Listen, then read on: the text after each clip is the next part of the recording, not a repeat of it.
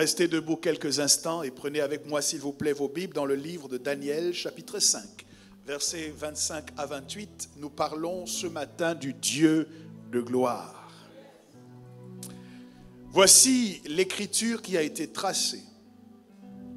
Si vous êtes arrivé à Daniel 5, versets 25 à 28, veuillez faire cette lecture avec moi au compte de 3. 1, 2 et 3. Daniel 5, 25 à 28. Vous y êtes? 1, 2 et 3. Voici l'écriture qui a été tracée, comptée, pesée et divisée. Et voici l'explication de ces mots. Comptez, Dieu a compté ton règne et y a mis fin. Pesé, tu as été pesé dans la balance et tu as été trouvé léger. Divisé, ton royaume sera divisé et donné aux Mèdes et aux Perses. Quelqu'un donne gloire à Dieu. Veuillez prendre place dans cette merveilleuse présence. Ce texte est tiré tout droit de la bouche même de Daniel. Daniel, qui est en déportation, est confronté à un roi païen qui manque cruellement de respect aux choses sacrées qui se trouvent dans le temple de Dieu, qui se trouvaient dans le temple de Dieu et qui ont été volées, qui ont été prises par cet occupant babylonien. Et pendant qu'il est en train de se réjouir, que ce roi, ce monarque se réjouit avec ses grands, il n'a pas de meilleure idée que demander qu'on lui apporte tous les ustensiles sacrés qui avaient été rapportés du temple à Jérusalem pour pouvoir utiliser ces ustensiles sacrés dans le cadre de sa réjouissance avec ses grands. Et pendant qu'ils utilisent des éléments sacrés, une main invisible apparaît et se met à graver sur un mur les inscriptions qui vont jeter toute l'assistance dans un effroi total parce que ne comprenant pas ce que ces inscriptions signifient. Et c'est dans ce cadre que l'on va faire la recherche d'un homme en capacité de traduire le texte qui vient d'être écrit. Et c'est ici que Daniel intervient. Il arrive et en voyant cette inscription, il va en donner la signification. Il dit ce qui est tracé, c'est compter, peser et diviser. Et voici l'explication de ces mots compter. Dieu a compté ton règne et y a mis fin. Daniel est juif, il est descendant d'Israël, il appartient au peuple de l'Alliance. Cependant, dans cette histoire, Daniel est sous l'autorité de quelqu'un qui n'est pas en alliance avec le seul vrai Dieu. Je comprends qu'on peut être en alliance avec Dieu et momentanément être sous l'autorité de quelqu'un qui ne connaît pas notre Dieu. Je comprends qu'on peut être chrétien et devoir travailler sous les ordres d'un non-chrétien. Je comprends qu'on peut être enfant de Dieu en alliance avec le Seigneur et être soumis à l'autorité d'un parent qui ne connaît pas le Seigneur. Et lorsque l'autorité de ces personnes-là s'exerce pour notre bien, s'exerce avec amour et bienveillance, nous sommes heureux. Mais lorsque quelqu'un qui ne connaît pas le Seigneur a en plus envie de nous détruire, nous sommes en situation extrêmement difficile. Mais voici la bonne nouvelle, c'est qu'à tous les règnes qui s'exercent sur nous, Dieu a donné un temps. Et dans cette inscription, Dieu révèle à ce roi païen, ton règne a été compté, Dieu a compté ton règne et y a mis fin. Je veux indiquer à quelqu'un ce matin, quel que soit le règne en dessous duquel tu te trouves, qu'il y a une bonne nouvelle. C'est que Dieu a compté ce règne inique qui s'exerçait contre toi et Dieu y a mis fin aujourd'hui. Vous devez avoir le type d'attitude qui est à l'inverse de celui que les pharisiens avaient lorsque Jésus a ouvert le livre d'Ésaïe et leur a dit cette parole de l'Écriture s'accomplit pour vous aujourd'hui. Les pharisiens étaient complètement incrédules et estomaqués lorsque Jésus a dit cela. Et pourtant, ce que Jésus a dit était leur vérité. Et je viens dire à quelqu'un de la même manière qu'aujourd'hui, c'est le jour que Dieu a marqué pour mettre fin au règne de l'iniquité qui s'est exercé contre vous jusque-là. Un règne qui peut être basé sur les finances, parce que lorsque vous entrez dans le bureau de votre banquier, ce n'est pas vous qui avez l'autorité. Et il peut décider si vous achèterez une maison ou si vous n'en achèterez pas. Il peut décider si vous pourrez changer de voiture ou si vous ne pouvez pas. Il peut décider si vous pouvez refaire la décoration de votre maison ou pas. Mais il y a un temps, quel que soit le règne qui s'exerce, il y a un temps que Dieu laisse et un temps où Dieu met fin à ce règne-là. Je proclame la fin des règnes iniques dans ta vie ce matin. Je proclame la fin de tous les règnes qui se sont exercés contre ton bien-être, contre ta progression, contre ton avancement, contre ta marche avec Dieu. Tout ce qui s'est exercé comme règne contre toi prend fin maintenant au nom de Jésus. La troisième chose que Dieu dit dans cette expression, il dit non seulement le règne a été compté, deuxièmement qu'il a été pesé, et j'interviendrai sur le fait que le règne est pesé une deuxième fois, mais il dit également qu'il a été divisé. L'un des signes que Dieu veut mettre devant vos yeux, lorsqu'il commence à agir en votre faveur, vis-à-vis de vos ennemis, c'est qu'il crée la division au milieu de vos ennemis. Lorsque vous voyez que des personnes qui formaient avant un bloc contre vous commencent à s'attaquer mutuellement, vous devez vous rappeler ce que je suis en train de dire. Compter, compter, peser et diviser. Lorsque Gédéon est arrivé avec ses soldats et qu'ils ont crié pour l'Éternel et pour Gédéon, la Bible dit que Dieu a semé la confusion dans le camp des Madianites.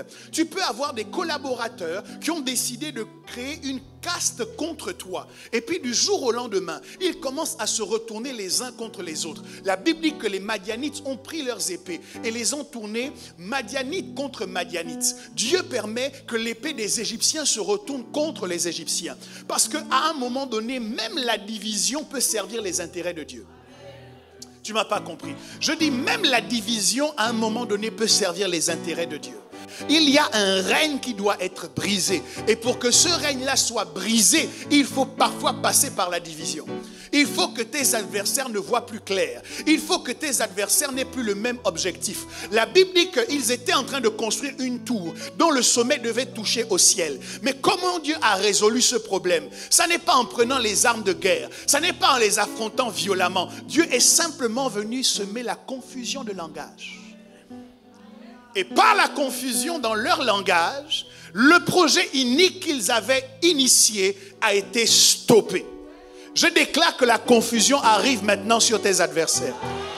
Comprends-moi bien, ils peuvent faire des projets, mais leurs projets n'arriveront pas à leur terme. Parce que entre leur projet et le terme de leur projet, l'Éternel intervient maintenant. L'Éternel intervient. Et l'Éternel les mélange. Et l'Éternel crée la zizanie. Et il crée la confusion. Il y a des cercles familiaux qui se sont associés contre toi. En disant, nous déclarons que cette personne ne réussira pas.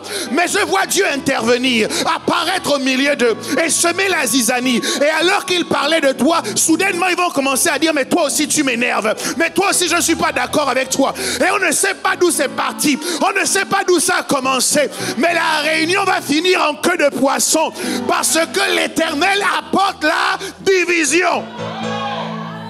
Oh mon Dieu, les recruteurs sont en train de débattre sur ton dossier. Il y a des gens qui disent oui, je n'ai pas trop apprécié sa présentation. L'autre dit il a buté sur telle question. Mais tout d'un coup, ils oublient ton nom et ils commencent à critiquer les autres candidats en disant lui je ne veux pas à cause de ceci, lui je ne veux pas à cause de cela. À la fin, quand on a éliminé tout le monde, il nous reste qui? Il ne restera que toi. Il n'en restera qu'un seul. Ton dossier sera le seul sur la pile. On ne mettra pas ton dossier au-dessus de la pile, mais on balayera le reste de la pile et on positionnera ton dossier sur le bureau du directeur afin que la promotion arrive jusqu'à toi. Ça arrive dans la vie de celui qui sait me donner un grand amen en ce lieu. Quelqu'un dit avec moi compter, peser, diviser. Dis encore compter, peser, diviser. Regarde ton voisin, dis-lui de ma part, tu vois, je passe peut-être par des moments difficiles, mais les moments difficiles dans ma vie sont comptés. Dis-le lui, donne-lui l'information. Les moments de manque financier dans ma vie sont comptés. Parce que l'Éternel a compté le règne de la pauvreté dans ma vie. Je ne peux pas dire que je n'ai jamais connu la pauvreté. La pauvreté est venue frapper à ma porte. Peut-être même qu'elle s'est installée dans ma maison, mais c'était pour un temps. Lorsque vous entrez en location chez quelqu'un, il y a toujours un bail que vous signez. C'est toujours pour une durée. Et puis ensuite, on peut rompre le bail. Et parfois même, on peut le rompre sans préavis. Ce matin, nous décrétons une rupture de bail sans préavis de la maladie. Le bail de la maladie est rompu ce matin. Je dis rupture sans préavis. Le bail de la pauvreté est rompu dans la vie de quelqu'un ce matin. Je dis rupture sans... Pour quelle raison? Parce que tu ne vas pas attendre qu'elle ait passé tout le temps qu'elle veut passer. Son temps a été compté et son temps est terminé. Compter, peser et diviser. Faites attention. N'associez pas une opposition majeure à une opposition mineure. La délivrance peut venir par le fait qu'un seul roi devienne deux rois. Qu'un seul problème devienne deux problèmes. Dieu divise le problème parce que lorsque vous divisez le problème, vous divisez l'intensité du problème. Comptez, peser et diviser. Mais la partie qui m'intéresse le plus dans ce texte, c'est lorsque Dieu dit qu'il a pesé ce roi dans la balance. Et le résultat, c'est tu as été trouvé léger. Je me pose une question. S'il avait été trouvé lourd, est-ce que le résultat de la prophétie aurait été le même? J'ai l'impression que la conclusion de la prophétie est liée au poids qu'il a fait sur la balance de Dieu. J'ai envie de dire, plus tu es léger, plus les événements pourront te bouger. Plus tu es lourd, plus les événements devront te respecter. Demande à ton voisin, tu es léger ou tu es lourd? Excusez-moi de vous dire cela, parce que ce n'est pas ce à quoi on s'attend quand on vient à l'église. Mais le monde dans lequel nous vivons, le monde naturel, consacre la loi du plus fort. Il y a quelques années, j'étais outré d'entendre les médias parler d'une zone qui rassemblait des réfugiés comme de la jungle de Calais. Et je demandais, mais comment peut-on nommer un endroit où des êtres humains vivent jungle? Est-ce que cela signifie qu'il y a là-bas des animaux qui y vivent? N'est-ce pas une façon de jeter le discrédit sur ces gens qui, fuyant la misère, se sont retrouvés parqués dans ces zones-là? Et quelqu'un m'a répondu, non, ce n'est certainement pas pour en faire des animaux ou pour les dévaloriser. Je crois quand même que ça fait partie de la logique. Mais il me disait, c'est parce que dans ces endroits-là, la seule loi qui s'exerce, c'est la loi du plus fort. Étant donné qu'il n'y a pas de législation respectée, c'est la personne qui sait faire la loi du plus fort, qui a la force de son côté, qui réussit à imposer son point de vue à tous les autres. Et c'est pour cette raison qu'on a appelé cet endroit la jungle de Calais. Mais si cela est vrai, en fait, on devrait parler de la jungle de Paris, on devrait parler de la jungle de la Défense, on devrait parler de la jungle de la France, et en fait, on devrait parler de la jungle du monde. Parce que dans le monde aujourd'hui, la loi qui s'exerce, c'est la loi du plus fort. Dans le monde dans lequel nous vivons, ce n'est pas le droit qui est respecté. Lorsque vous prenez deux situations qui sont exactement similaires, vous allez vous rendre compte, si vous étudiez un peu la géopolitique, que la manière dont on traite les situations n'est pas exactement les mêmes. C'est le même problème, mais ce n'est pas le même poids. Donc, le monde dans lequel nous sommes consacre la loi du plus fort. Et dans le monde spirituel, la loi du plus fort aussi est respectée. Dans le combat qui nous oppose à Satan, nous constatons que Satan ne respecte ni les titres, ni les diplômes, mais qu'il recule devant la force. C'est pour cette raison que lorsque Jésus-Christ part, le premier livre qui est écrit, c'est le livre des Actes des Apôtres. Et dans le livre des Actes, vous assistez à une démonstration permanente de force, à plusieurs reprises, quand ils sont confrontés à des démons, les disciples n'ont pas recours à des discours persuasifs de la sagesse, mais ils usent de puissance, ils usent de force pour expulser les esprits méchants des corps. Ils usent de puissance pour que la maladie quitte les hommes et les femmes qu'ils rencontrent. Mais ce que j'ai réalisé, c'est que même dans la nature, il existe une corrélation entre la force et le poids.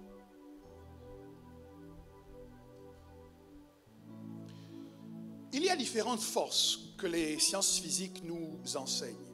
Par exemple, il y a la force d'inertie.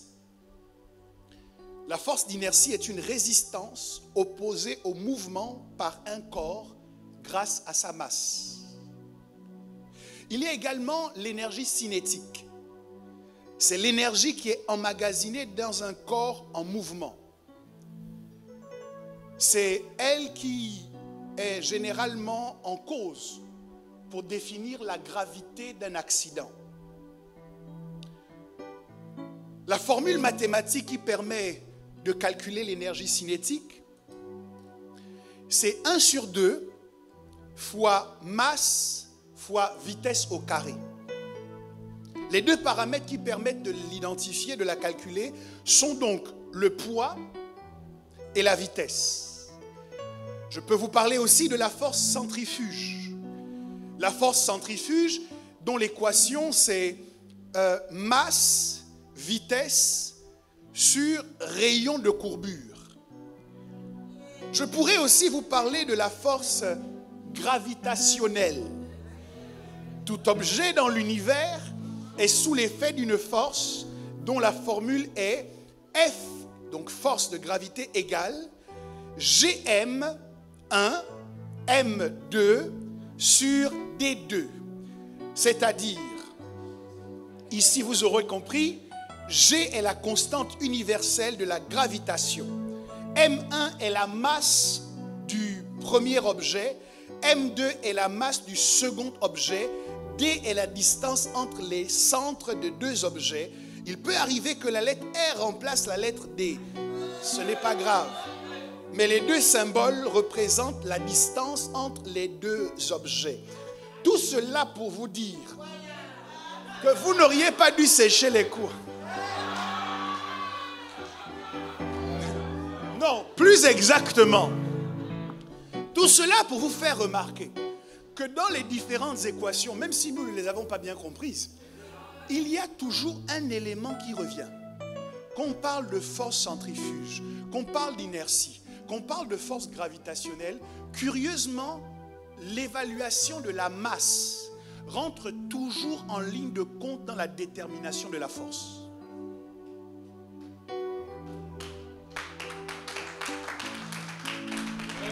Dans le monde naturel qui respecte la loi du plus fort, la force est définie souvent par la taille, ou plutôt par le poids. Pas tout le temps, mais il y a plusieurs forces qui dépendent de la masse que représente l'objet ou le sujet dont on veut évaluer la force.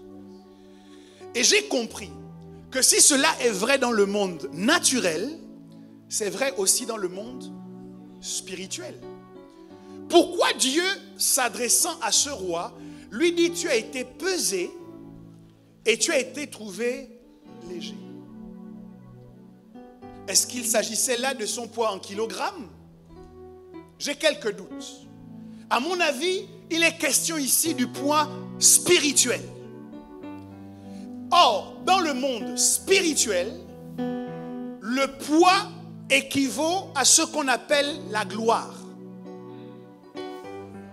Oui, parce que pour parler de gloire, on parle de la Shekinah. Pour parler de gloire, on parle de la doxa. Mais pour parler de gloire, on parle aussi du kavod. Et quand on parle du kavod, on parle du poids de la gloire. Donc la gloire de Dieu est quelque chose de lourd. La gloire de Dieu, c'est quelque chose qui pèse. La Bible dit que lorsque Jésus-Christ reviendra, et qu'il posera ses pieds sur le mont des Oliviers, le mont des Oliviers se fendra en deux, parce que ne pouvons pas supporter, soutenir le poids de sa gloire. Quand nous disons que Dieu est puissant, nous devons entendre aussi que Dieu est lourd. Nous servons un Dieu qui pèse. Et quand nous sommes en alliance avec lui, nous aussi, nous passons de la catégorie poids-plume et nous entrons dans la catégorie des poids lourds. Ah, il y a quelqu'un qui commence à évaluer son poids. Ton poids est en nette augmentation. Dans le monde que nous vivons, dans les relations avec les hommes, il paraît que plus tu es fin, plus tu es beau.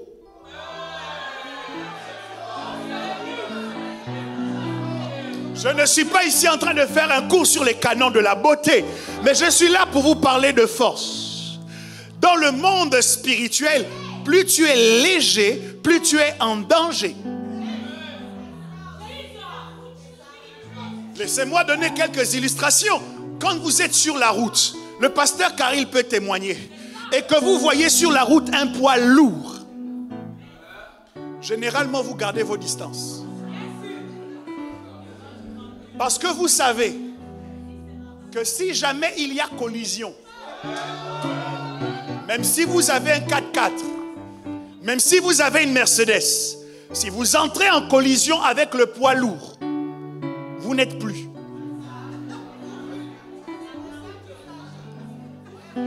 Est-ce que quelqu'un me comprend? Si tu changes de dimension spirituelle et que tu deviens un poids lourd, il y a des esprits qui, en te voyant sur l'autoroute de la destinée, vont tout faire pour ne pas croiser ton chemin. Parce que le poids que tu représentes est un poids qui impressionne.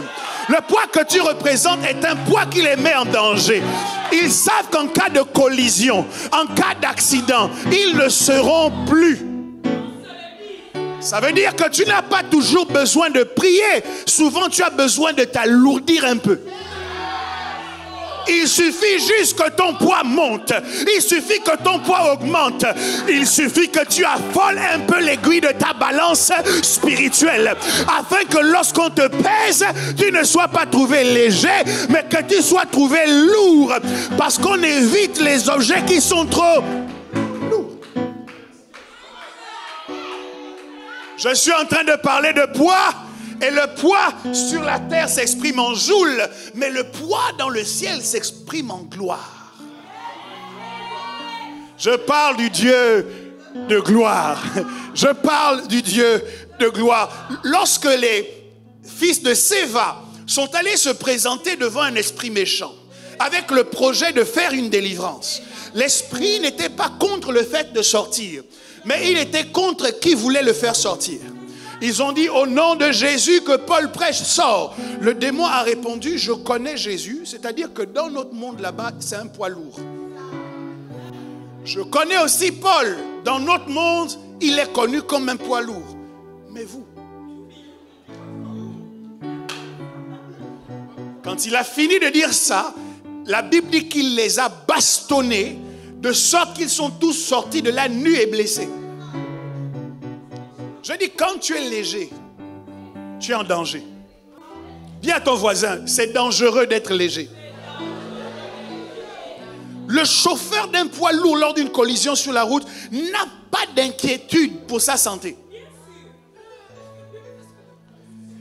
Passons dans le monde de la boxe.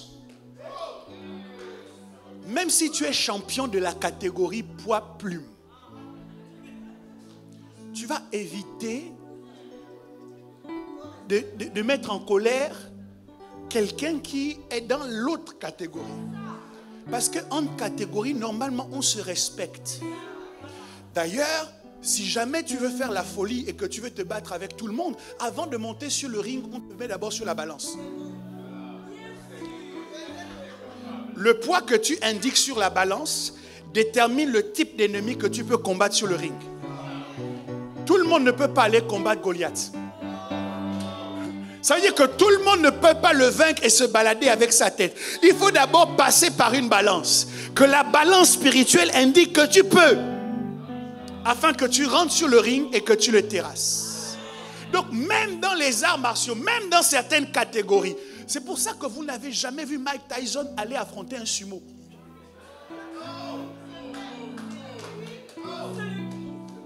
Tu sais, il y a une dimension dans laquelle ça ne dépend même plus du muscle.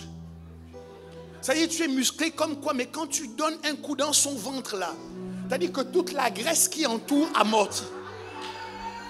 Comme si de rien n'était. Comme si rien ne s'était passé. Maintenant, essaye d'imaginer un peu comment ça se passe dans le monde spirituel. Il y a des attaques qui font fuir tout le monde. Et ces mêmes attaques permettent à certains de rester en position. Vous savez quel est leur secret? Ce sont des poids lourds. Parfois, il y a des coups qu'on t'a donnés. Tu as crié comme si c'était Hiroshima qui venait de se produire dans ta vie. Et puis tu allais voir ton père. Tu as dit, mon père, voici ce qui m'arrive. Et puis tu as dit, oh, ça là, ça va aller. Merci Seigneur, parce que ça va déjà. Tu te dis, mais il n'a pas conscience. C'est une question de poids. Dis à ton voisin, c'est une question de poids.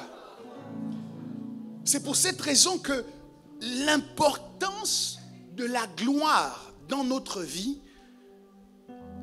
peut se manifester ou se voir dans la manière dont nous réagissons à certaines situations. Éphésiens chapitre 4 au verset 14 dit, afin que nous ne soyons plus des enfants, flottants, emportés à tout vent de doctrine par la tromperie des hommes, par leur ruse dans les moyens de séduction. Le texte indique que les hommes emploient la ruse. Les hommes emploient la tromperie dans le but de nous faire flotter et de nous emporter à tout vent. Le vent souffle à gauche, je me retrouve à gauche. Le vent souffle à gauche. Le vent souffle à droite, je me retrouve à droite. Dans ces conditions, il suffit qu'on fasse.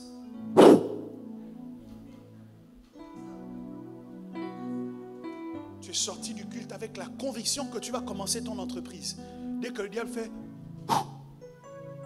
tu dis, ah mais finalement avec l'inflation, la crise, je ne sais pas si c'est le bon moment de commencer mon entreprise. Tu as besoin de t'alourdir. Tu rentres en relation avec quelqu'un, la personne est bien, tu es bien, ça se passe bien entre vous. Quelqu'un arrive, il fait ouf.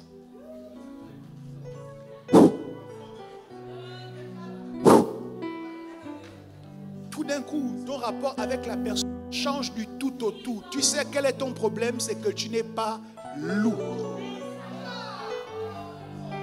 Il y a des gens qui sont passés à côté de leur mariage parce qu'ils ne sont pas lourds. Il y a des gens qui ont brisé une relation de bénédiction parce qu'ils ne sont pas. On parle de la gloire. C'est pour ça que je crois que quand on parle de la force de gravité, chaque fois qu'on en parle, on en est toujours inquiet parce qu'elle nous ramène sans cesse à notre point de départ. Vous jetez tout ce que vous voulez, ça finit par retomber. Mais je me suis dit, peut-être que si Dieu l'a placé dans la nature, c'était pour nous enseigner quelque chose. La Bible dit, les cieux des cieux sont à l'Éternel. Et il a donné la terre au Fils de l'homme. Donc la force de gravité n'est pas une force de limitation, c'est une force de propriété. Ça veut dire que quand tu es éloigné de ce qui t'appartient, Dieu a inséré dans la nature une force qui te ramène à ce qui t'appartient.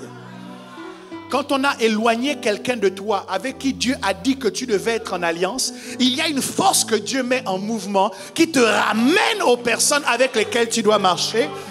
Parce que la force de gravité est une force de propriété. Quand on veut t'éloigner de ton Canaan, il y a une force qui t'attire et qui te ramène. Dieu lui-même, après la dispersion d'Israël, dit, après un temps, je les ramènerai sur leur terre.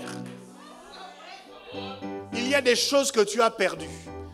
Mais puisque nous parlons de force, puisque nous parlons de masse, J'active maintenant la puissance qui va te ramener à ce que tu avais perdu.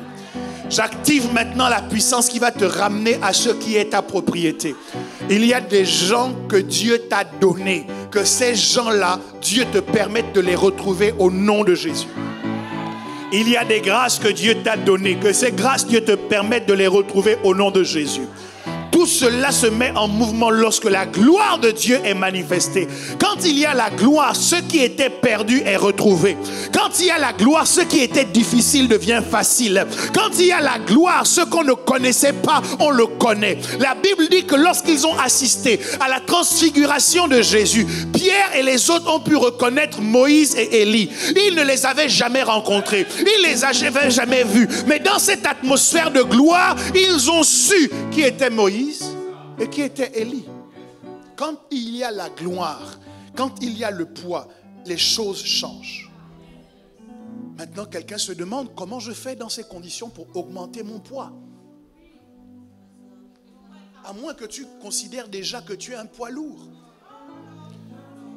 La seule façon pour moi de déterminer que tu es un poids lourd, c'est comment tu réagis quand le vent souffle. Quand on te fait...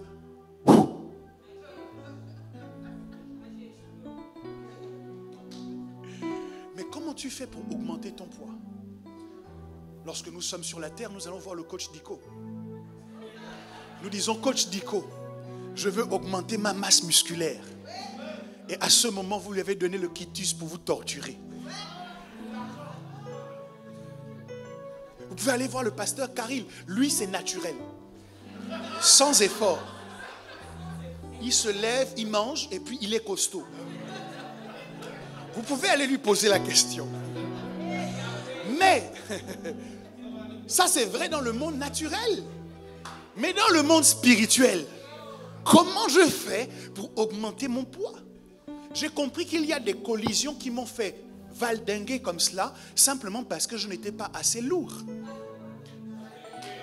Vous avez des situations qui vous ont bougé dans vos résolutions parce que vous n'étiez pas assez lourd. Vous avez des collègues de travail qui vous ont trouvé dans le travail mais qui vous poussent à démissionner. C'est-à-dire, au niveau de l'ancienneté, tu es là depuis longtemps. Mais au niveau de l'enracinement, en 2 semaines, il est plus enraciné que toi. Parce que tu n'es pas lourd. Dis à ton voisin, on doit s'alourdir.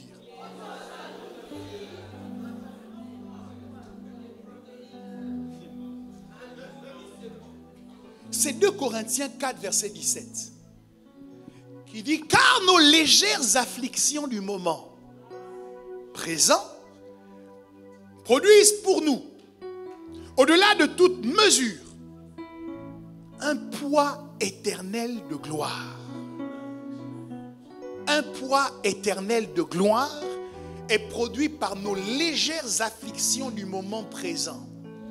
Ça veut dire que l'augmentation de la gloire ou de la masse spirituelle se passe dans la souffrance naturelle.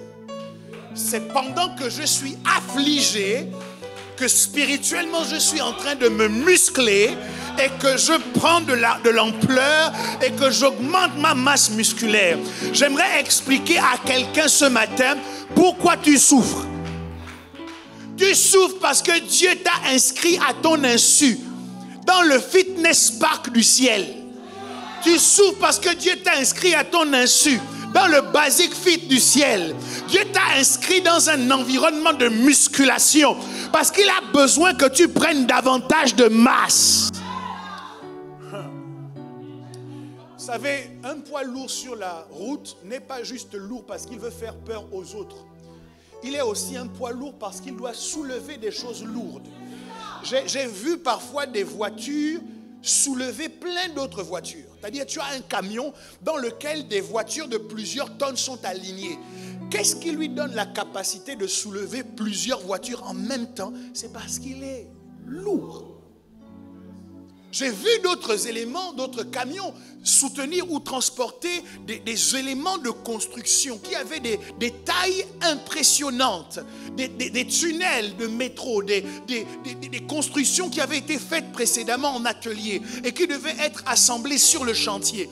Et pour transporter cela, vous avez des poids lourds. Ça veut dire que le poids que tu as détermine ce que tu vas pouvoir porter. Si tu veux rester berline, il y a des gloires ou il y a des dimensions que tu ne manifesteras jamais. Ok, ça veut dire quoi être berline? Moi, je veux avoir une vie chrétienne qui est rangée dans une case. Ça ne dépasse pas. Je veux un peu de prière, un peu de louange, un peu de l'église, un peu du conseil pastoral, un peu d'offrande, un peu de tout. Mais si tu es dans le christianisme du un peu, il y a des gloires, il y a des dimensions que tu ne peux pas toucher. Le seul moyen pour que tu sois éligible, pour transporter les autres dans une dimension supérieure, c'est que tu prennes de la masse. Et la masse, Dieu te donne de la prendre par la souffrance. Donc quand on souffre, on augmente la gloire. Il y a quelqu'un qui a souffert ici déjà.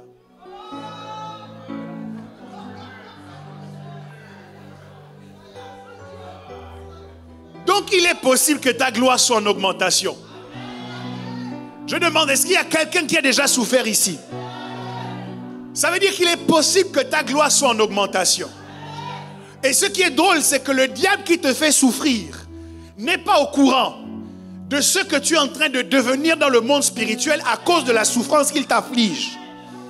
La Bible dit que s'il savait, il n'aurait pas crucifié le Seigneur de gloire. Donc pendant qu'il était en train d'affliger de la souffrance à Jésus, il était en train de développer les biceps, les triceps, les quadriceps de Jésus. Et après le Jésus qui est apparu, il ne pouvait pas lutter contre lui parce que pendant la souffrance, Jésus a augmenté sa masse. Et quand il est arrivé sur la balance céleste, l'aiguille s'est complètement affolée. Aucun esprit ne peut plus tenir devant lui. C'est pourquoi Dieu l'a souverainement élevé en lui donnant le nom qui est au-dessus de tous les noms. Afin qu'au nom de Jésus, tout genou fléchisse, toute langue confesse que Jésus-Christ est Seigneur. Il a appris l'obéissance dans les choses qu'il a souffertes. Il était appelé homme de douleur. Mais pendant qu'il souffrait, Jésus prenait de la masse. Pendant qu'il souffrait, il s'alourdissait. Pendant qu'on le flagellait, il s'alourdissait. Peut-être que tu souffres. Laisse-moi te dire que la souffrance produit une augmentation de ta masse musculaire. Les légères afflictions du moment prévoient un poids éternel de gloire.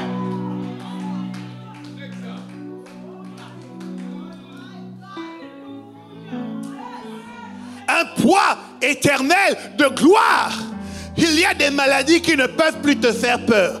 Parce que dans ton passé, tu te souviens que tu as affronté des maladies pires et tu en es sorti libre et vainqueur. Lorsqu'elles pointent le bout de leur nez, tu n'es plus bougé, flottant, emporté à tout vent d'inquiétude et d'angoisse parce que tu sais que ce qui ne t'a pas tué hier ne peut pas te tuer aujourd'hui. Dans la souffrance que tu as expérimentée par le passé, ton corps a développé des anticorps qui le rendent plus solide vis-à-vis des attaques de l'ennemi.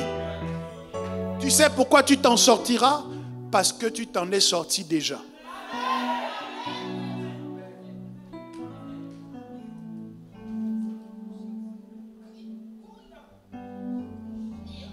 Alors quand j'ai entendu que pour augmenter la masse musculaire, il fallait faire souffrir le muscle dans le monde naturel, que je me suis rendu en salle. Un jour, j'ai mis beaucoup de poids sur l'haltère. J'ai dit, aujourd'hui, c'est aujourd'hui. Et j'ai commencé ma première traction. Motivé comme ça. J'ai réussi à remonter, à descendre. J'ai fait la deuxième. Et quand j'ai fait la deuxième, j'ai senti une loi dans mon corps que je n'avais pas envisagée. J'ai senti comment mes muscles ont commencé à trembler. Je voulais pousser, mais je ne poussais plus. Et malgré toute ma volonté de pousser, j'avais l'impression que la barre se rapprochait de plus en plus de mon thorax. Et à un moment donné, j'essaye, je crois que j'ai poussé un murmure que des gens à côté ont entendu rapidement. Ils ont couru. J'ai dit non, Seigneur. J'ai échappé dans ma vie aux démons, à la sorcellerie, au murmure, au candiratos. C'est dans la salle de sport que ma vie va s'arrêter. Eh Dieu!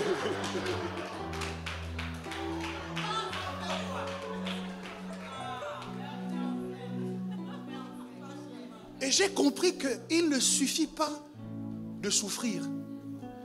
Il y a une technique pour bien souffrir. Tu peux aller en salle de sport tous les jours et transpirer, mais tes muscles ne bougent pas. Ou bien, coach Nico, ce que je dis n'est pas vrai. Certains d'entre vous, vous êtes au courant. Vous avez essayé de faire les pompes pendant des jours et puis vous avez abandonné parce que le résultat n'était pas là. Pourquoi? Parce qu'il y a une technique pour faire les pompes. Ce n'est pas inné, ça s'apprend. Mais dans le monde spirituel, souffrir, ça prend.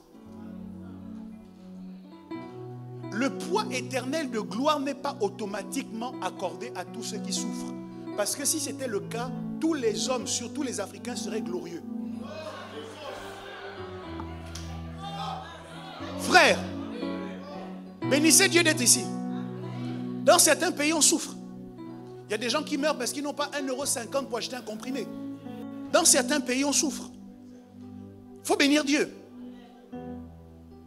J'ai compris qu'il ne suffit pas que de souffrir, il faut bien souffrir. Si tu ne souffres pas de la bonne manière, ton poids sur la balance spirituelle n'augmente pas.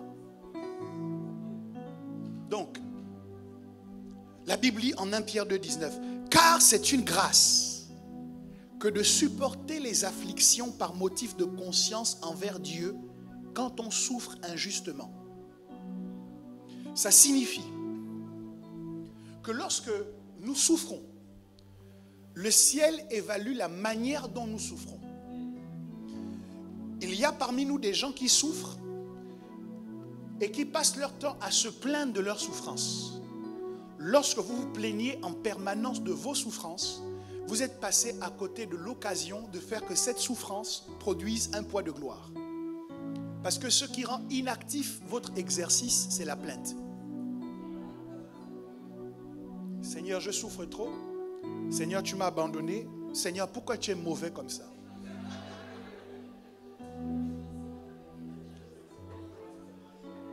Après 2 heures d'exercice ou de souffrance, tu viens d'anéantir le poids éternel de gloire qui était lié à cette souffrance. Quelqu'un a-t-il déjà souffert comme Job? La Bible dit que dans tout ce qu'il a souffert, Job n'a pas maudit Dieu. Donc mes amis, tous autant que nous sommes, nous souffrons. Mais si nous voulons être réconciliés avec la gloire de Dieu, nous devons nous assurer que nous souffrons de la bonne façon. C'est normal et légitime de prier, de crier à Dieu comme je vous l'ai enseigné. Mais le nom de Dieu dans la souffrance doit être toujours sanctifié. Alléluia. C'est possible de souffrir et de ne pas faire souffrir les autres parce qu'on souffre. Ça aussi, c'est une bonne méthode pour faire de ta souffrance quelque chose qui produit un poids éternel de gloire. Lorsque Jésus-Christ est sur la croix du Calvaire, Jésus souffre, le martyr. Mais la première chose qu'il commence à dire, c'est « Père, pardonne-leur, car ils ne savent pas ce qu'ils font ». Les paroles de Jésus sont des paroles bienveillantes. Il produit le salut pour une personne qui est en train d'être crucifiée en même temps que lui. Pourtant, il souffre. Toi et moi, quand nous souffrons, nous avons tendance à faire payer aux autres la douleur que nous éprouvons. Nous nous renfermons, nous nous fermons vis-à-vis des autres. Mais nous ne réalisons pas qu'en le faisant, nous stérilisons cette souffrance et elle ne produit pas ce qu'elle devrait. Joseph a été vendu par ses frères. Il arrive dans la maison de Potiphar. Il est accusé de viol. Il est jeté dans la prison injustement. Les chansons et le panetier du roi arrivent à être emprisonnés. Les deux font un rêve. Ils ne vont pas raconter à Joseph. Joseph a vu sur leur visage que quelque chose n'allait pas. Joseph leur a demandé ce qui se passait. Et quand ils ont livré leur rêve, Joseph a pris de son temps pour interpréter le rêve de chacun d'entre eux. Ça, ce n'est pas le comportement de quelqu'un qui est frustré. Quelqu'un qui est frustré dans la condition de Joseph aurait dit, je sais où ça m'a emmené de parler des histoires des rêves.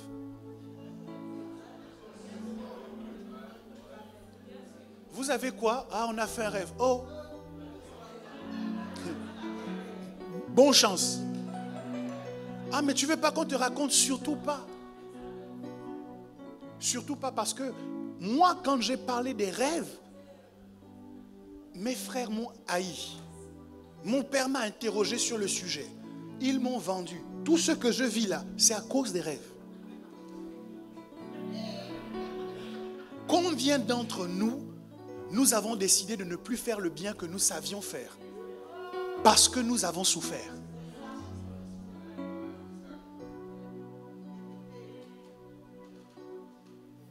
Combien d'entre nous, tu sais comment prendre soin des gens, mais tu as décidé de ne plus le faire parce qu'on t'a trop blessé? Tu es généreux de nature, mais tu as décidé de ne plus faire preuve de générosité parce qu'on t'a trop blessé. Tu es quelqu'un de jovial, de joyeux, mais aujourd'hui ton visage est renfrogné parce qu'on t'a trop blessé. Et quand on te demande, mais qu'est-ce qu'il y a? Ah, on a trop souffert.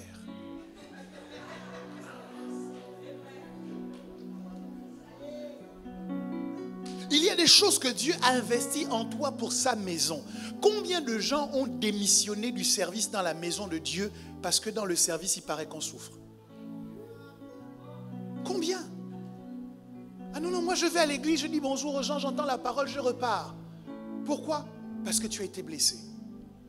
Mais en vérité, chaque fois que tu laisses une blessure t'empêcher d'être qui tu es, le diable a gagné.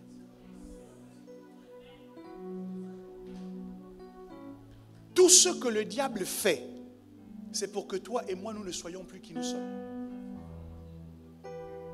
Il fera tout pour que désormais ton visage soit renfrogné. Il fera tout pour que désormais tu mettes un frein à ta libéralité.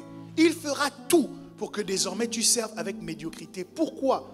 Tout ce qu'il fait, c'est pour te changer dans ton identité. Et donc la meilleure réponse, ce n'est pas de prier en disant « Diable, tu as échoué ». Non, la meilleure réponse, c'est d'être qui tu es. Accusé, tu continues à être qui tu es. Moqué, tu continues à être qui tu es. Rejeté, tu continues à être qui tu es. Abusé, tu continues à être qui tu es. Et quand le diable te regarde, il dit, mais cette personne-là, c'est quelle affaire, c'est quel genre de personne? J'ai envoyé tel esprit, j'ai envoyé telle attaque, mais la personne est toujours la même. Toujours souriante avec tout le monde, toujours volontaire pour aider les autres. On va faire comment? Il est obligé d'arrêter. Tu lui donnes les mots de tête. Parce que tu restes qui tu es. Frère, ne laisse pas la souffrance changer ton identité. Parce que 1 Pierre 2, 19 nous dit, c'est une grâce que de supporter les afflictions par motif de conscience envers Dieu quand on souffre injustement. Ce que je vis est injuste. Mais j'ai la grâce de pouvoir supporter cela. Parce que j'aime Dieu. Parce que je crains Dieu. Moi aussi je pourrais parler. Moi aussi je pourrais me défendre. Moi aussi je pourrais attaquer. Mais par motif de confiance, de conscience envers Dieu, j'assume de supporter. La Bible dit, c'est une grâce. Pendant que tu es en train de faire cela, le poids est en train d'augmenter. Le kavod qui est attaché à ton nom est en train d'augmenter. Pendant que tu es en train de faire ça, ton nom commence à devenir célèbre dans le monde des esprits. Vous imaginez comment c'était extraordinaire. J'imagine dans le monde de Satan, au sujet de Job. C'est-à-dire que tous les démons venaient rendre compte de ce qu'ils venaient de faire. Et puis le diable disait, et sinon, c'est bon, il a maudit Dieu? Non, pas encore. L'esprit qui allait tuer ses enfants arrive, ah, ses enfants sont morts, c'est bon, il a maudit Dieu? Non. Étape par étape, on a tout essayé pour le détruire de fond en comble. Mais dans tout cela, Job est resté le même. Sa femme est venue lui dire, maudit Dieu et meurt. L'esprit qui allait voir sa femme là vient rendre compte à Satan. Il dit, non, j'ai même investi sa femme pour qu'elle lui parle. C'est bon, il a maudit? Non. Donc, tout ce qu'il a subi, Job est resté le même. Vous savez pourquoi? Il était lourd.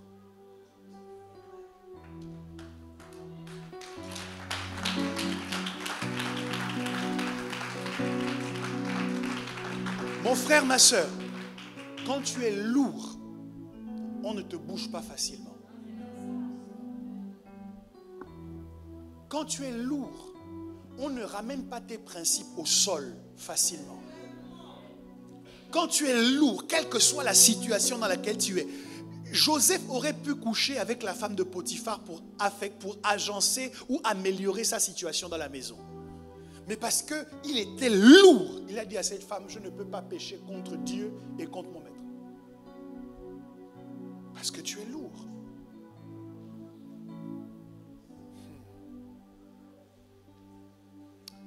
La souffrance nous fait souvent dire de mauvaises choses. Qui n'a jamais lâché un juron en se cognant le pied à l'angle d'un meuble? Tu t'es levé le matin sans crier garde, on dirait que le lit s'est déplacé, tu as shooté. Et ce n'est pas seulement aïe qui sort. Une réaction naturelle dans la souffrance, face à la condamnation, face à l'accusation, consiste à crier vengeance. Mais quand nous crions vengeance, nous passons à côté de la gloire d'être bénis même par nos ennemis. Ouais. Lorsque David est en fuite et qu'il réussit à prendre le morceau du pan de la robe de Saül ainsi que sa lance et qu'il montre ensuite à Saül, tu m'as fait du mal, mais en retour je ne t'ai pas fait le même mal. C'est Saül qui sort de sa bouche, mon fils, certainement tu régneras. Donc même tes ennemis vont être contraints de prononcer des paroles de bénédiction sur toi si tu sais bien souffrir. L'affliction produit la gloire quand elle n'est pas transformée par nos actions en occasion de chute. Alors je voudrais que tu réfléchisses un instant à toutes les souffrances que tu as pu connaître. Est-ce que tu as bien souffert? Est-ce que tu as souffert de la bonne manière? Je veux que tu réalises ce matin que Dieu n'était pas en train de te torturer inutilement. Dieu veut te permettre d'avoir un poids supérieur à celui que tu as. Je me souviens comment Jésus a dit à ses disciples, j'ai encore beaucoup de choses à vous dire, mais vous ne pouvez pas encore les porter. Ils n'avaient pas encore connu les souffrances qui étaient attachées au fait de servir Christ. Ils n'étaient pas encore capables de les porter. Il y a des choses qui sont attachées à ton destin que tu n'es pas encore capable de porter. Et le seul moyen de te rendre capable, de te rendre apte, c'est de passer par les souffrances. Frère, si tu souffres, rappelle-toi que c'est une grâce parce que tu es en constante amélioration de ta masse, non pas musculaire, mais spirituelle.